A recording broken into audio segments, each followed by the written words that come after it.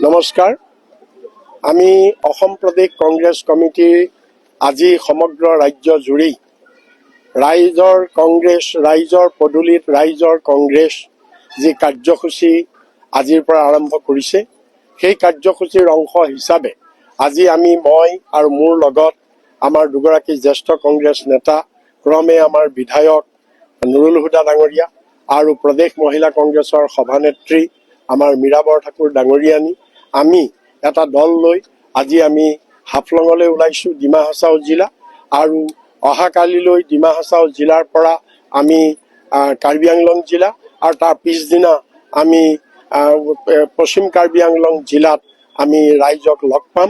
এই কাৰ্যসূচীৰ অনুযায়ী বিভিন্ন ৰাইজ, বিভিন্ন সংগঠন, বিভিন্ন স্বেচ্ছাসেৱী সংগঠন, ষ্টেক হোল্ডাৰ এইসকলক লগ পাই আমি আগন্তুক বিধানসভা নিৰ্বাচনৰ বাবে আমাৰ কংগ্ৰেছ দলৰ মেনিফেষ্টোখন কেনেকুৱা হ'ব লাগে, আমি এই মেনিফেষ্টোখন ৰাইজৰ মেনিফেষ্টো হিচাপে আমি নাম দিছোঁ।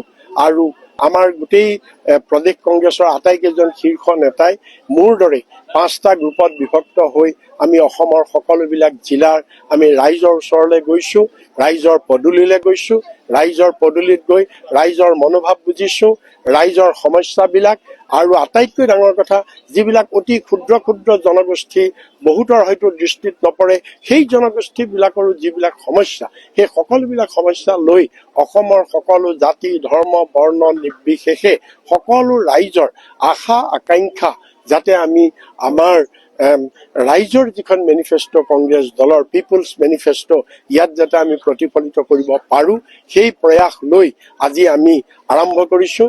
আমি জুবিন গাৰ্গ আমাৰ প্ৰাণৰ শিল্পী, এই প্ৰাণৰ শিল্পীৰ সমাধিত আহি আমি তেখেতৰ পৰা আশীৰ্বাদ লৈ আজি আমি এই যাত্ৰা আৰম্ভ কৰিছোঁ। আশা কৰোঁ অসমৰ সকলো ৰাইজে এই যাত্ৰাৰ প্ৰতি সঁহাৰি জনাব। ধন্যবাদ। জয় আই অসম, জয় ভাৰতীয় জাতীয় কংগ্ৰেছ।